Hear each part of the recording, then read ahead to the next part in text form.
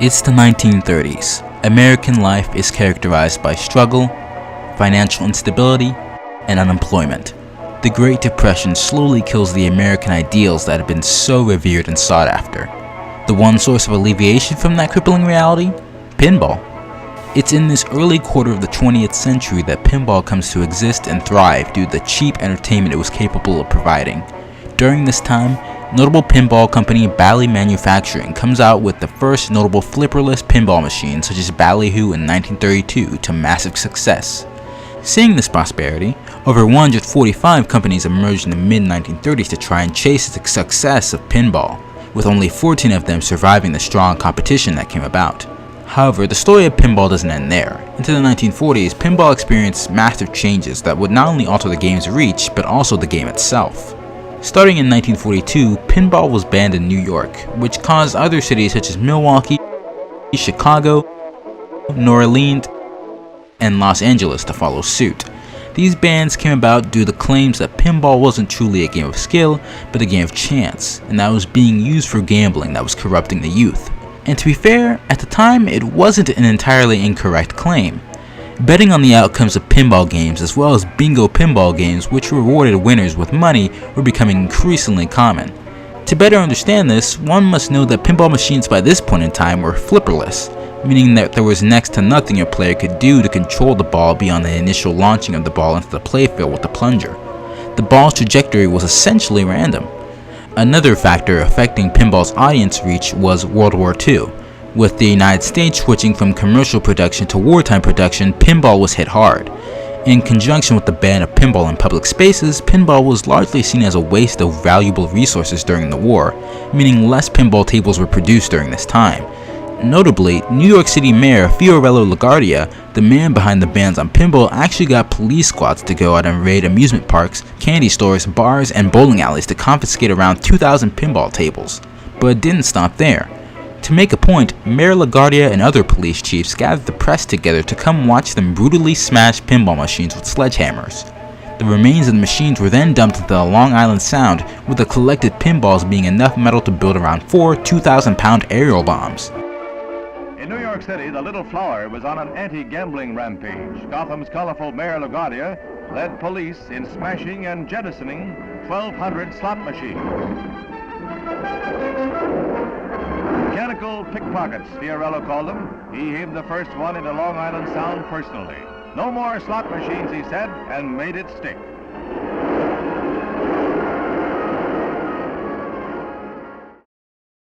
After such a dramatic event for the pinball industry, pinball was due for a change after World War II's end in 1945. In 1947, the flippers that pinball is widely known for having appeared in the Gottlieb company's pinball machine, Humpty Dumpty. The advent of the flipper was important not only because it increased the complexity of the game, but also because it helped to legitimize pinball as a game of skill and not chance. It was the first of many steps for the game to move away from its association with gambling. As time carried on, pinball machines only continued to become more advanced with numerous innovations in their presentation, especially with the creation of electric pinball tables in the 1970s, which brought along with them electronic scoring, electronic sound, as well as electronic speech. It's during this time that pinball really found its footing, with the roughly 30-year bans placed around the United States coming to an end around 1976. In New York in particular, the ban was lifted due to writer and renowned pinball player Roger Sharpe performing a famous pinball shot within a Manhattan courtroom. The Amusement and Music Operators Association called upon Roger Sharpe to legitimize pinball as a game of skill and not chance by having him prove it to elected officials and the media at large. The association sought to do this by using a pinball machine located where the city council members met. Sharpe ended up explaining to the media and the press before his industry-changing skilled that, quote, "They're skilled because if I pull the plunger back just right, the ball will, I hope, go down this particular lane," unquote. And moments later, Sharpe performed the shot with the ball going exactly where he had predicted and shattering the notion that pinball was not a game of skill. It's at this point in history that pinball begins to experience a new kind of renaissance. The 1980s saw the Williams and Bally companies emerge to become the top dogs within the pinball industry until the year 1999. However, despite this prosperity, with the rise of video games within the market, notably in the arcades, pinball was most certainly on the decline. Arcade video games were much cheaper to maintain and fix than pinball machines, and they tended to take up less floor space too.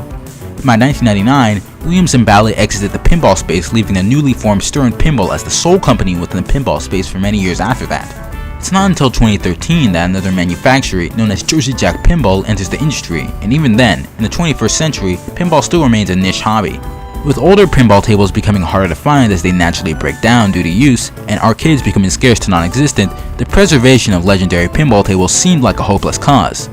However, the rise of digital pinball through the likes of games like Zen Pinball, the Pinball Arcade, and even the Pro Pinball series served to help save pinball once more from complete obscurity.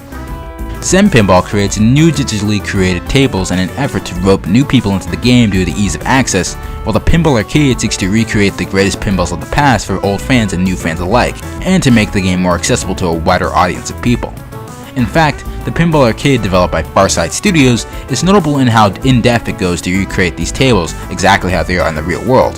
This includes acquiring the copyright licenses to use certain IPs and art assets found in many pinball tables based off properties, deconstructing pinball tables in the real world to better understand how to recreate it in the game, and emulation of chips on a pinball table's motherboard to fully recreate the sound effects and light patterns of an actual pinball table. However, despite the Pinball Arcade's extensive efforts at preservation of what many pinball fans consider to be classics, on June 30th, 2018, due to Farside Studios' licensing agreement, all the carefully recreated Williams and Bally tables were forced to be removed from the digital storefronts for purchase, reducing the catalog of available tables in the Pinball Arcade by a whopping 61 tables. This turn of events left many feeling dismayed about the preservation of pinball. The unavailability of these digital tables meant that, for a lot of people, many of these tables would never be able to be played again. The future of these historic pinball tables seemed uncertain. Granted, that bleak reality was only really true for the more commercial pinball video games. Thanks to passionate fans and smart people all around, the pinball community has already spent an enormous amount of effort on its own terms preserving the history of pinball through simulation and editing software such as Visual Pinball and the emulation software Visual Pinmame that accompanies it. These pieces of software allow for some of the most accurate recreations of classic tables out there, with numerous old tables that have yet to even be released on digital storefronts available to play through it.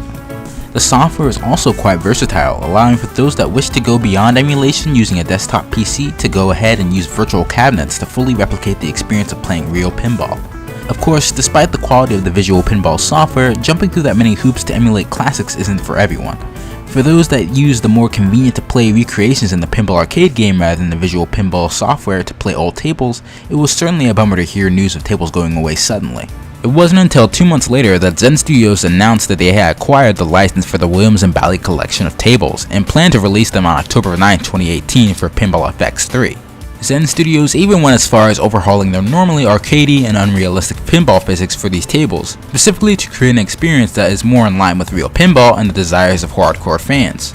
And although the current situation for pinball preservation isn't ideal, what with the slate figuratively being wiped clean in a sense and many obscure tables being unlikely to return to a storefront anytime soon, Zen Studios seems to be making a solid effort at preserving the legacy of pinball. They're even going through similar painstaking efforts to digitally recreate the Williams and Bally tables that Farside Studios went through, such as deconstructing the tables, photographing them, and creating digital models of said tables. Through the creation of digital pinball, pinball is able to have a second chance at life for fans old and new. And due to the availability of these games and programs on multiple platforms such as mobile devices, consoles, and PCs, it has only done good in terms of increasing the audience of pinball. It also helps that the developers of previously said games and programs are avid pinball fans themselves, leading to a situation where a bunch of skilled, passionate enthusiasts are helping out to preserve something near and dear to their hearts, not only for the sake of pinball fans, but also for the future in general, allowing the game from their childhood and youth to be preserved for future generations to experience. Hopefully, as time presses ever onward, new pinball tables can keep being released and old pinball tables can keep being preserved, so that the simple joys that this humble piece of Americana brought the youth of the past can continue to be brought to the youth of today.